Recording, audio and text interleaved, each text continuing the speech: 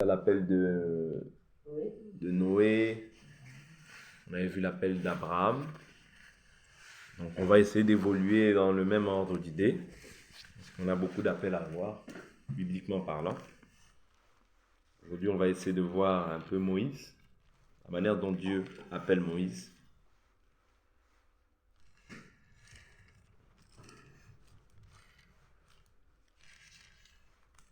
Et la raison pour laquelle il appelle aussi. Vous voyez? Parce que c'est vrai que Dieu appelle, mais il y a aussi une raison pour laquelle Dieu appelle.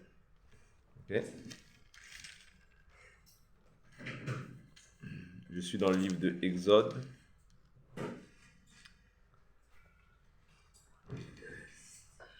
Exode chapitre 1. Je vais sauter, je ne vais pas rester sur le même passage. Exode chapitre 1.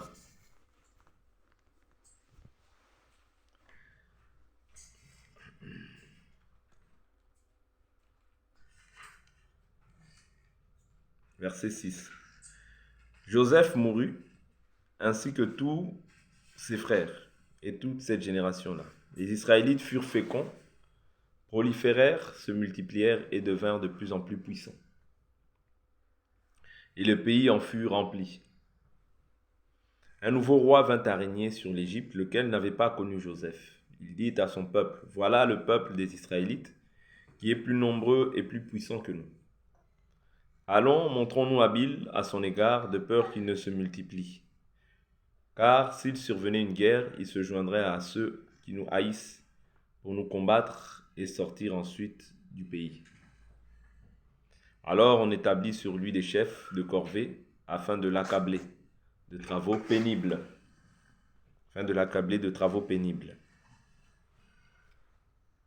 C'est ainsi qu'il bâtit pour le pharaon des villes d'approvisionnement, Python et Ramsès. Mais plus on l'accablait, plus il se multipliait et s'accroissait. Et l'on eut de l'aversion pour les Israélites. Alors les Égyptiens assujettirent les Israélites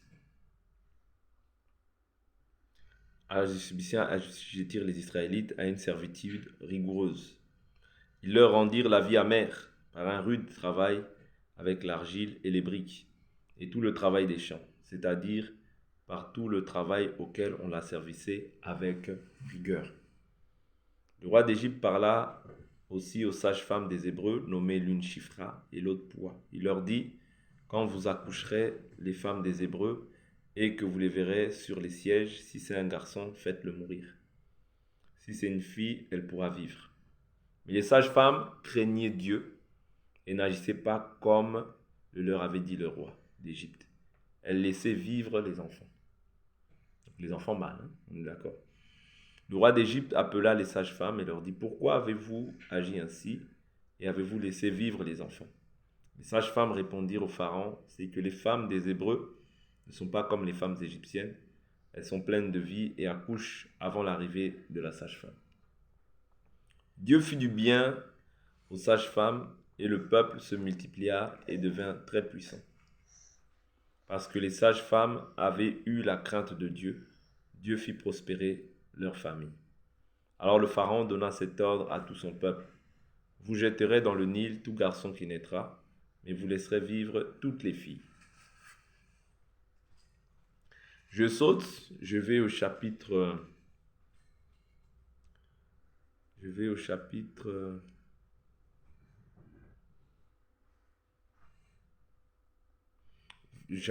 verset 23. Chapitre 2, verset 23, la Bible nous dit, « Longtemps après, le roi d'Égypte mourut, et les Israélites gémissaient encore sous la servitude et poussaient des cris. Le rappel du sein de la servitude monta jusqu'à Dieu. » Le rappel du sein de la servitude. Donc ici déjà, on voit que le rappel du sein de la servitude monta jusqu'à Dieu. Donc, premièrement, pour que Dieu descende, pour que Dieu se manifeste, il faut d'abord que la personne soit dans la servitude. Est-ce que vous comprenez? La Bible, ce n'est pas pour rien que Jésus nous dira, « Venez à moi, vous tous qui êtes fatigués et chargés. » Ça veut dire que l'appel ne peut pas se manifester si tu n'es pas sous la servitude. Parce qu'il n'y a que celui qui a soif, d'accord, qui doit être abreuvé. Celui qui n'a pas soif, bien celui qui n'a pas reçu d'appel, en réalité, ces cris ne sont pas des cris de souffrance. Ça veut dire, comme j'avais dit pour Abraham, Dieu te prend dans un endroit et il t'amène dans un autre endroit. Est-ce que vous comprenez? Tu dois sortir de la maison de la servitude. Or, la maison de servitude, c'est la maison de Pharaon. Parce que tant que tu es sous la maison de la servitude, tu es sous la domination d'un autre Dieu, d'un autre Père qui gouverne sur toi. Donc, tu es fatigué et tu es chargé. Voilà pourquoi tu pousses des cris. Mais tant que tu n'es pas fatigué, tant que tu n'es pas chargé, en réalité, tu ne peux pas pousser des cris parce que l'Égypte te plaît. Voilà pourquoi d'abord, le premier point qu'on doit comprendre, c'est quoi? C'est ça, c'est-à-dire que les Israélites gémissaient encore sous la servitude et poussaient des cris. Ça veut dire que quand tu es sous la servitude, tu es encore sous l'emprise du Pharaon, tu dois d'abord pousser des cris. Si tu ne pousses pas de cris, c'est que tu n'as pas encore le désir ni le besoin de connaître ton Créateur. Est-ce que vous comprenez? La première des choses, pousser des cris. Oui. Parce que tu te rends compte que l'état dans lequel tu es, la condition dans laquelle tu vis, n'est pas agréable ni à Dieu, ni à toi. Voilà pourquoi quand tu es esclave, d'accord, et que tu es sous la servitude, la première des choses, c'est quoi? C'est que tu dois pousser des cris. Et nous interprétons les cris comme le fait de pouvoir crier à Dieu. Je prends un exemple. Bartimée, Jésus passait, il a entendu que c'était Jésus et il commença à crier, fils de David, aie pitié de moi. Mais lorsqu'il criait, vu qu'il était encore sous la servitude, la foule, qu'est-ce qu'elle fera? La foule ne permettra jamais, ou bien le Pharaon, qu'est-ce qu'il fera? Ne permettra jamais que tes cris puissent être entendus. Donc lorsqu'il criait, la foule aussi ne permettait pas qu'il puisse crier davantage. Parce que quand toi tu cries à l'Éternel, il faut savoir qu'il y aura toujours quelque chose pour venir s'opposer à toi, afin que tu ne cries pas davantage à Dieu. C'est très important. Ça, ce sont des éléments que je vous donne quand quelqu'un cherche Dieu. Quelqu'un peut crier à Dieu, quelqu'un peut chercher Dieu de tout son cœur, mais qu'il ne pense pas qu'il cherchera Dieu paisiblement. Non. Il y aura toujours une opposition qui va s'élever afin qu'il puisse arrêter en fait sa marche, afin qu'il puisse arrêter en fait la démarche qu'il a entreprise. Est-ce que vous comprenez? Quand tu cries, sache qu'il y a la foule qui va s'élever, sache qu'il y a le monde des ténèbres qui va s'élever, d'accord? Pour pouvoir même t'asservir davantage, afin que le travail soit encore beaucoup plus rude qu'auparavant. Est-ce que vous comprenez? Est-ce que vous comprenez? Vous voyez? Donc, ici, dans un premier temps, nous avons vu qu'ils étaient sous la servitude et ils poussaient des cris. Ils ne peuvent pas servir Dieu dans cet état. Ils doivent d'abord pousser des cris et Dieu doit d'abord entendre. Parce que quand tu es sous la servitude, la Bible nous dit, le rappel du sein de la servitude monta jusqu'à Dieu. Vous comprenez? Donc, quand ils étaient sous la servitude, Dieu maintenant entend. Qu'est-ce que Dieu fait? Dieu entendit leur soupir. Dieu se souvint de son alliance. Vous comprenez? Comme il y a l'alliance, Dieu maintenant va faire quelque chose. L'alliance ici, j'avais pas parlé de l'appel, j'avais parlé simplement de l'appel d'Abraham, mais je n'ai pas pris Isaac, je n'ai pas pris Jacob, parce que c'est sur les mêmes promesses en fait qu'ils sont établis. Vous comprenez? C'est pourquoi j'ai sauté toutes ces choses-là. Je suis allé directement à l'appel de Moïse. Vous comprenez? Donc Dieu l'appelle parce que le culte n'était plus. Ouais, Dieu l'appelle. Pardonnez. Les Israélites crient. Dieu maintenant se souvient. Il se souvient de quoi? De l'alliance. Voilà pourquoi c'est l'alliance qui fait que Dieu puisse t'entendre.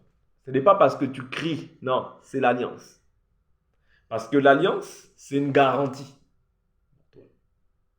L'alliance, c'est ce qui détermine que tu verras Dieu.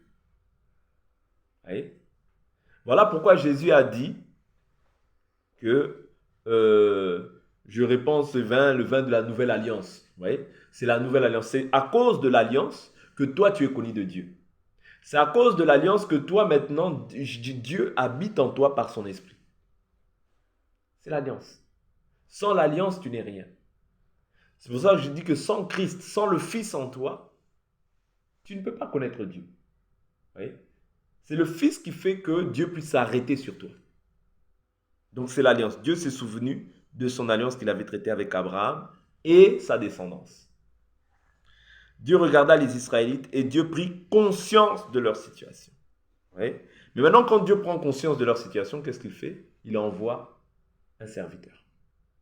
C'est toujours la même chose. Ce qui a été, c'est ce qui est, c'est ce qui sera. Il n'y a rien de nouveau sous le soleil. Lorsque l'eunuque éthiopien eut soif de la parole, il lisait mais il ne comprenait pas, l'Esprit envoie un serviteur, Philippe, pour lui dire, comprends-tu ce que tu lis? Vous comprenez? La même chose. Ouais. Quand Dieu entend, à cause de l'alliance, Dieu envoie un serviteur. Bien sûr, il était éthiopien, mais il se rendait au temple. Il méditait la parole. Or, la Bible dit, si vous me cherchez de tout votre cœur, je me laisserai trouver. Vous comprenez? Donc, il est très important de comprendre que ce qui a été, il y aura pas, ça ne va pas changer. On ne peut pas rencontrer Dieu comme ça. Non, Dieu, même si il t'appelle, même si tu as été prédestiné, Dieu doit toujours envoyer un serviteur. Parce que la Bible nous dit, comment croiront-ils s'il n'y a pas d'envoyé? Oui. Ça veut dire, pour croire, il faut premièrement qu'il y ait un envoyé. Sinon, tu ne peux pas croire comme ça par toi-même. Tu vas croire, mais tu vas croire à la manière de beaucoup d'églises qui ne sont pas fondées dans la doctrine de Christ. Or, quand nous croyons, nous devons croire selon le modèle qui a été posé, c'est-à-dire l'enseignement des apôtres et des prophètes. Jésus-Christ étant la pierre angulaire. C'est très important parce que la fondation ne peut pas sortir de ce que Jésus a dit. Je vais sauter. Je vais au chapitre 3. Non, je continue le chapitre 3. Moïse faisait paître le troupeau de Jéthro, son beau-père, sacrificateur de Madian. Il mena le troupeau au-delà du désert, se rendit à la montagne de Dieu, à Horeb. L'ange de l'Éternel lui apparut dans une flamme de feu au milieu d'un buisson. Moïse regarda et voici que le buisson était tout en feu, mais que le buisson ne se consumait point. Moïse dit, je vais faire un détour pour voir quel est ce spectacle extraordinaire et pourquoi le buisson ne brûle pas. L'Éternel vit qu'il faisait un détour pour voir et Dieu l'appela de l'intérieur du buisson et dit, Moïse, Moïse, il répondit, me voici. Dieu dit, n'approche pas d'ici, ôte tes sandales de tes pieds, car l'endroit sur lequel tu te tiens est une terre sainte.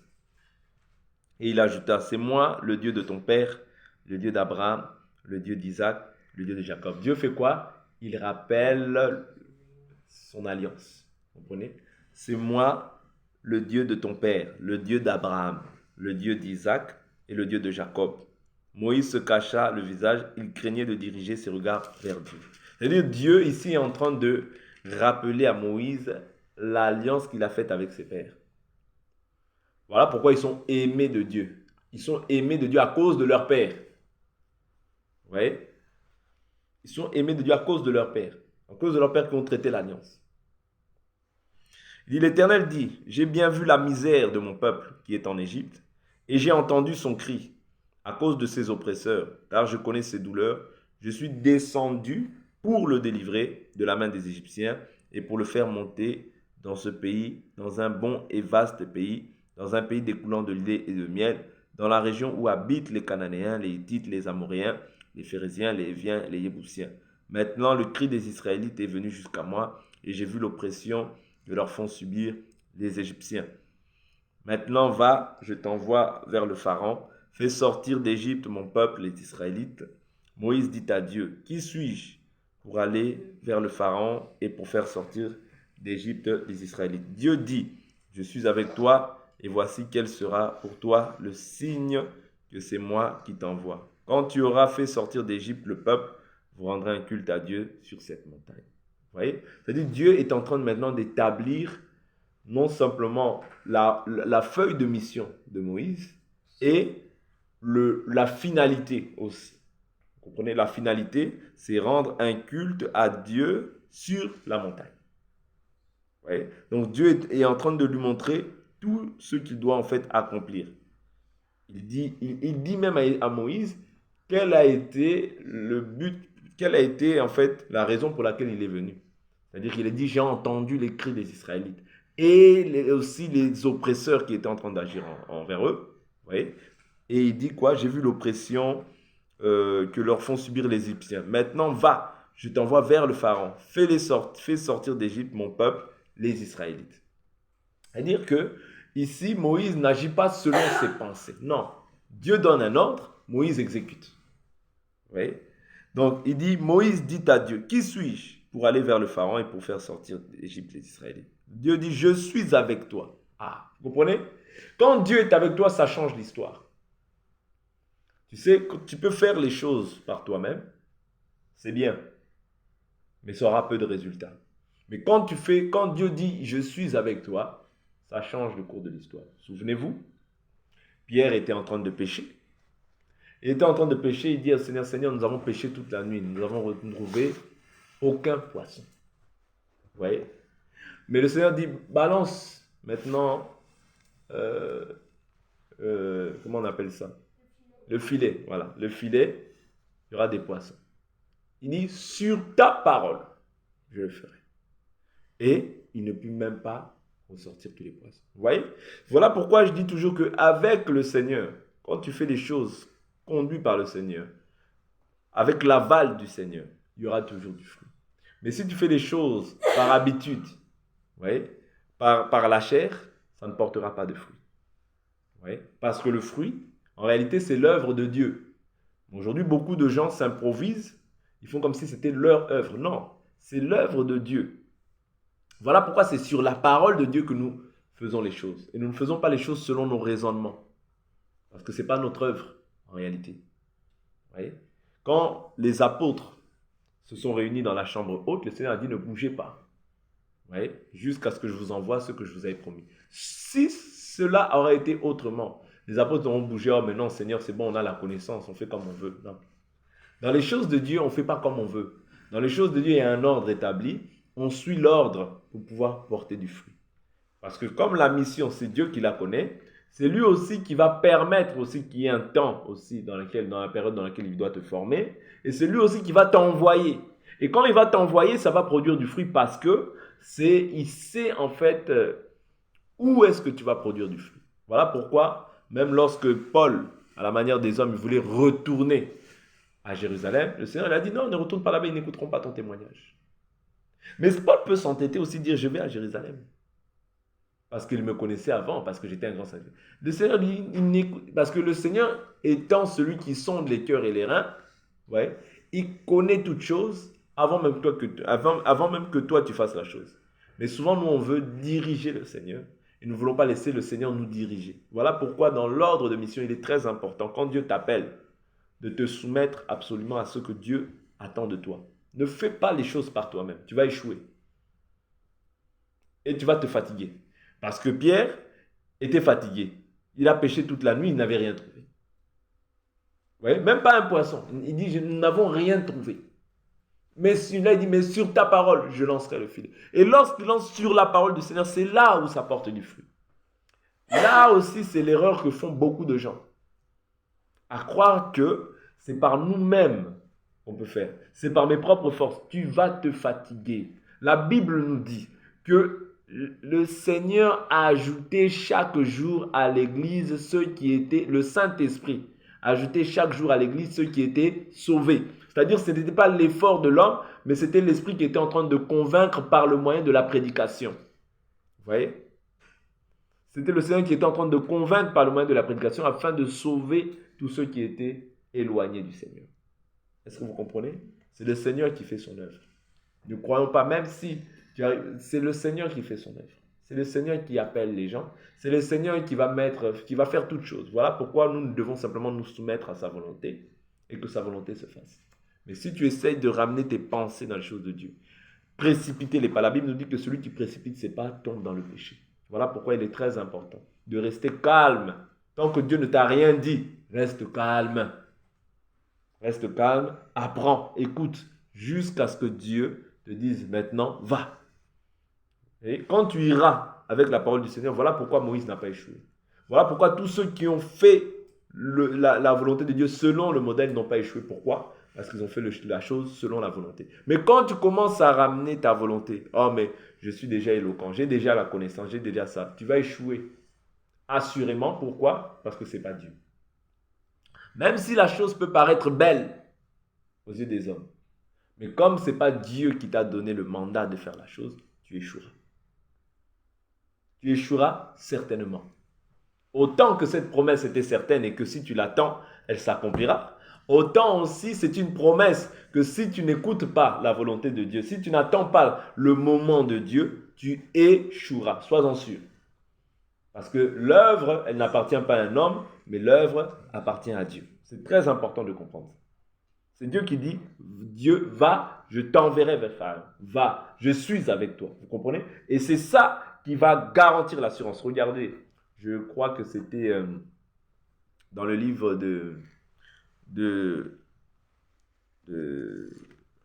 des Juges, je crois. Je prends cette écriture rapidement. Dans le livre des Juges, je crois que c'est Jephthé. Jephthé. Non, c'est Gédéon. C'est Gédéon. Gédéon, Juge, chapitre...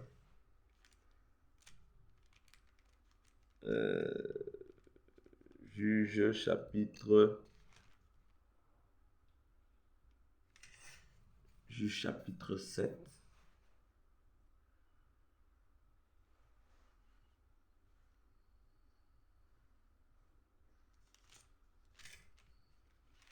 Juge, chapitre...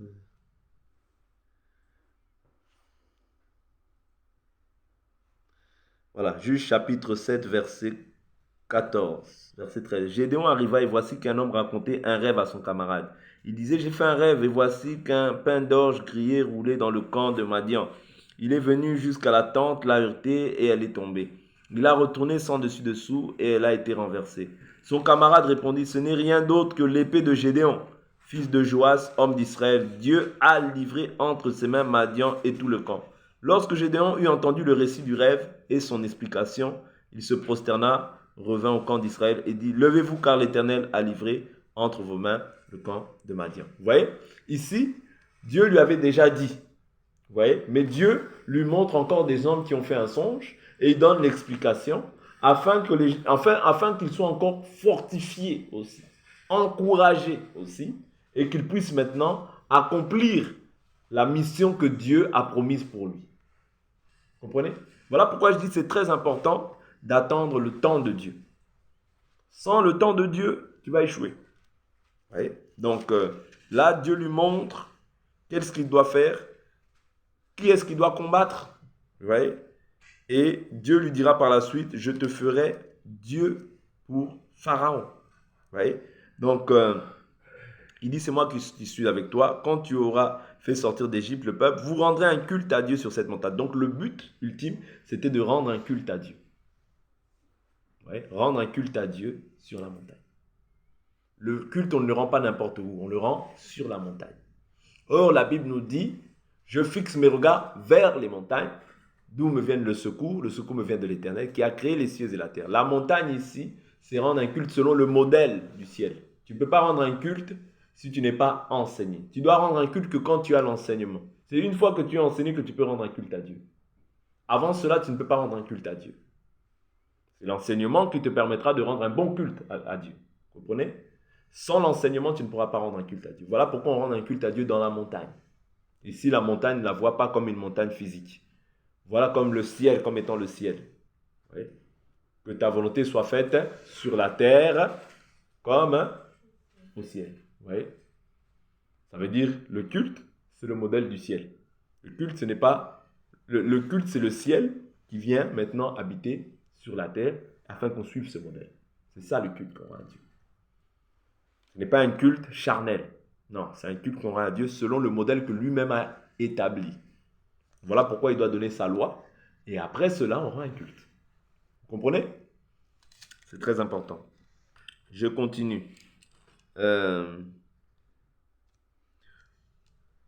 Moïse, verset 13. Moïse dit à Dieu, j'irai donc vers les Israélites et je leur dirai, le Dieu de vos pères m'a envoyé vers vous. Mais s'ils me demandent quel est son nom, que leur répondrai-je? Dieu dit à Moïse, je suis celui qui suis.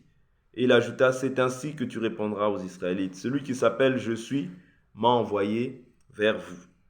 Dieu dit encore à Moïse, tu parleras ainsi aux Israélites. L'Éternel, le Dieu de vos pères, le Dieu d'Abraham, le Dieu d'Isaac et le Dieu de Jacob, m'a envoyé vers vous. Voilà mon nom pour l'éternité. Voilà comment je veux être invoqué de génération en génération.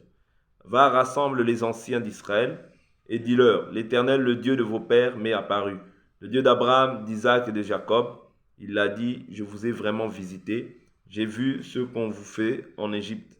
Et j'ai dit, je vous ferai monter de l'Égypte où vous êtes dans la misère, vers le pays des Cananéens, des Hittites, des Amoréens, des Phéréziens, des Éviens, des Yébousiens, dans un pays découlant de lait et de miel. Vous voyez? Ici, Dieu dit, je descends. Mais il descend sous quelle forme?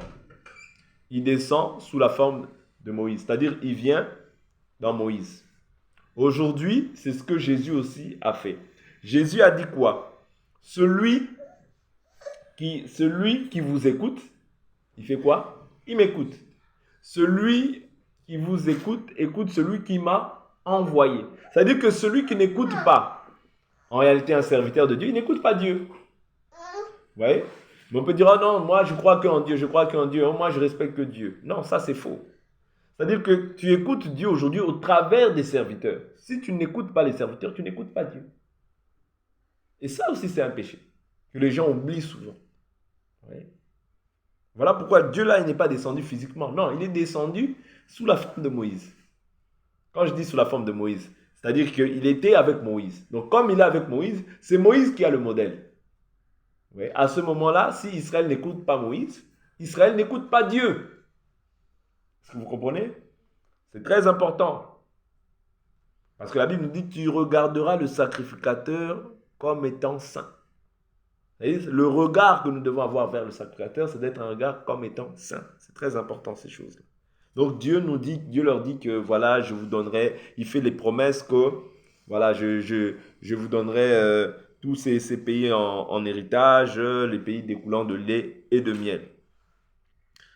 Et il va vers les anciens d'Israël. Il va vers les anciens d'Israël. Il nous reste 2-3 minutes et on va s'arrêter là parce qu'on va faire 30 minutes. Donc ici, je prends encore cette écriture. Les anciens d'Israël auprès du roi d'Égypte, et vous lui direz, l'Éternel, le Dieu des Hébreux, est venu au-devant de nous. Maintenant, accorde-nous de faire 3 journées de marche dans le désert pour offrir des sacrifices à l'Éternel, notre Dieu. Je sais que le roi d'Égypte ne vous permettra pas d'aller, pas même sous l'emprise d'une main puissante. J'étendrai ma main, je frapperai l'Égypte par toutes sortes de miracles, et que je ferai au milieu d'elle. Après quoi, il vous laissera partir. Vous voyez? C'est-à-dire que ici, il faut comprendre que le culte, le sacrifice que tu veux offrir à Dieu, vous voyez? Même, sache que Pharaon, le roi d'Égypte, ne te laissera jamais le faire. Voilà pourquoi même naturellement, quand on partage comme ça, ta chair ne peut pas te pousser à prier. Jamais. Prier, c'est quelque chose c'est rendre un culte à Dieu. Quand tu ouvres la prière, quand tu entames, tu veux entrer dans la prière. Voilà pourquoi beaucoup d'hommes. Pourquoi? La chair. Celui qui gouverne la chair, vous savez c'est qui, non? C'est le diable.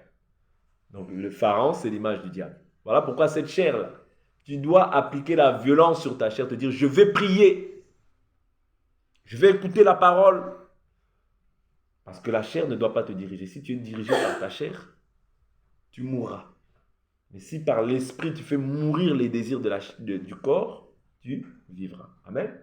Donc c'est très important de comprendre que Pharaon, qui gouverne la chair de tout être humain, ne te laissera jamais prier. Voilà pourquoi tu dois appliquer la violence spirituelle. Pas la violence physique, la violence spirituelle, pour pouvoir rentrer dans la prière. Pour pouvoir te concentrer sur la face du Seigneur. Pour pouvoir rendre un culte à Dieu. Ce n'est pas facile de rendre un culte à Dieu. Parce que quand tu dis je vais prier, Le diable aussi vient avec la fatigue. Ah, il y a ça à faire, il y a ça à faire, il y a ça à faire, il y a ça à faire. Et finalement, tu peux faire, et l'essentiel, tu ne l'as pas fait. Parce que n'oubliez pas, dans ta vie, il doit toujours avoir le culte. Premièrement, tu aimeras le Seigneur ton Dieu de tout ton cœur, de toute ton âme, de toute ta pensée. Le culte, s'il est établi, même ta maison sera bien établie. Mais si le culte n'est pas établi dans ta vie, même ta maison sera en désordre. Ici, quand je parle de la maison, je prends d'abord la maison physique comme ça. Mais je prends aussi la maison qui est ton corps, sera dans le désordre. Voilà pourquoi, si tu veux rester debout dans les choses de Dieu, aime la prière. La prière, c'est pour ton bien. La prière, c'est pour ton bien. La prière te donne l'avantage. La prière te donne la force, l'autorité face à l'adversité. Mais quand tu vois, tu commences à dormir, on commence à venir t'attaquer. Sache que tu commences à abandonner le culte. Et Dieu veut venir, il dit, bon, comme lui ou elle, il abandonne le culte, allez, démon, vas-y. Allez, vas-y, va déranger. Envoie la maladie, envoie les tourments. Comme ça, elle ne dort pas la nuit. La nuit, là, donc, elle voulait dormir. Elle croit qu'elle va dormir. Non, si tu dors bien même, c'est la grâce de Dieu. Il y en a qui ne dorment pas la nuit. Qu'est-ce que tu as de mieux que? Regarde. Vous voyez? Ça, c'est la chair. Vous comprenez? La distraction. La chair, c'est ça qu'elle fait. Quand tu dors bien même la nuit, rends gloire à Dieu parce que c'est la grâce de Dieu. Quand tu es en bonne santé, rends gloire à Dieu, c'est sa grâce. Ce n'est pas une habitude, c'est une grâce. Vous comprenez? Voilà pourquoi tu ne dois jamais oublier le culte dans ta vie. Même si tu fais des choses, même si tu es occupé, n'oublie jamais la chose principale, c'est le culte. Tu rendras d'abord un culte à Dieu. Tu dois d'abord rendre un culte à Dieu. Ta vie doit être basée par rapport à Dieu. Pas par rapport, même si tu as un bon travail, même si tu as une bonne situation dans ta vie, n'oublie jamais que la chose principale, élémentaire, avant même l'argent, toutes ces choses-là, c'est Dieu. Tu dois d'abord aimer Dieu de tout ton cœur. Et comment tu vas aimer Dieu? En écoutant cette parole, en gardant ses préceptes, en gardant ses commandements. La prière, c'est un commandement. Ne vous dites pas que c'est une option. On va prier 1 heure. Oh là là, vous commencez déjà à vous fatiguer. Non. À combien? Tu peux rester 3 heures devant la télé. 1 heure pour Dieu, ce n'est rien. Amen. Donc on va s'arrêter là pour aujourd'hui. On continuera demain sur la peine. Ok? Que Dieu vous bénisse pour votre attention et pour votre disponibilité. On va prier et remettre ce moment de partage entre les mains du Seigneur. Seigneur, merci, toi qui as disposé favorablement ce temps, afin que nous puissions, Père éternel, te rendre gloire et grâce. Nous croyons que nous approcher de toi, c'est tout un bonheur. Voilà pourquoi, Père éternel, grande est notre joie de nous savoir encore enfants de Dieu. Grande est notre joie, Père éternel, de ce que tu as renouvelé en nous ta bonté, de ce que tu as renouvelé en nous ta bienveillance, ta fidélité, de ce que tu nous as gardé dans ta présence, Père éternel, de ce que tu nous as préservé de toutes sortes de mal, de ce que tu nous as assisté par le biais de ton esprit. Je prie que ta paix demeure dans mon foyer, dans la vie de mes enfants, dans la vie de mon épouse, dans ma propre vie, et que nous puissions dormir dans la paix, Seigneur, parce que c'est toi qui as dit, Seigneur notre Dieu, Père éternel, tu garderas, Seigneur notre Dieu, Père éternel, mon Dieu, mon roi, notre départ, notre arrivée, Seigneur, tu as dit, Seigneur notre Dieu, Père éternel, que quand je m'endors dans la paix, Seigneur. Je prie que la paix soit le partage de chacun d'entre nous, Seigneur, et que, Seigneur notre Dieu, tu nous sois favorable à tous égards. Pardonne-nous là où nous avons peut-être attristé le Saint-Esprit, là où nous avons agi d'une manière qui n'est pas conforme à ta volonté. Seigneur, sois apaisé envers nous. Soutiens-nous, Seigneur. Donne-nous la force de persévérer jusqu'à la fin. Selon que tu as dit, celui qui persévérera jusqu'à la fin sera sauvé. Que la gloire te soit rendue à toi le seul vrai Dieu. Au nom de Jésus-Christ, notre Seigneur et Sauveur. Amen.